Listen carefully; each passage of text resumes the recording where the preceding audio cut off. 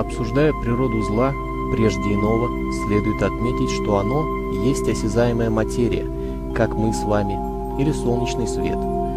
Кроме того, надлежит помнить, зло не беспросветная тьма, пугающая невежественных дикарей, и даже не ее частица. Творящееся днем, оно так же сильно, как и ночью, и последствия его неизменно ужасны. Заблуждаются, полагающие, будто зло ниспослано нам богами, или демонами, или еще кем-либо. Оно было всегда. Вне всякого сомнения, боги милостивы, и люди, схожие с ними лицом и телом, все добры по рождению, но зло проникает в души и копится внутри годами, отравляя даже светлейшие помыслы. Должно понимать, что более прочего оно любит толпу, которую легко разъярить, словно раненого зверя, принудив в одно мгновение позабыть доброту и сострадание.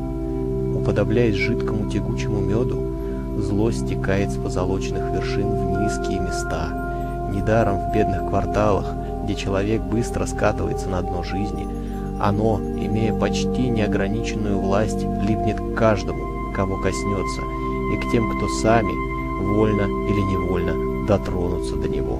Даже человек истинно добрый и безупречный рано или поздно не устоит перед нападками зла, которое вторгается не тотчас, а постепенно и скрытно. Иные недалекие философы называют этот процесс взрослением. Я же скажу вам следующее. Того, кто осмелится проявить стойкость духа и воспротивиться злу, оно или убивает, или вытесняет как можно дальше за свои пределы, подобно реке, что исторгает из глубин и уносит прочь маленькую щепку.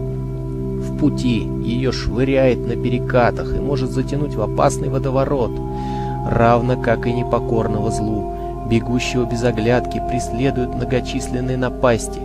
Долгие скитания в поисках хотя бы временного убежища нередко приводят страдальца к гибели. Для него действительно волнующим становится вопрос: а можно ли побороть зло и как? Задумайтесь, по силам ли человеку одолеть солнечный свет?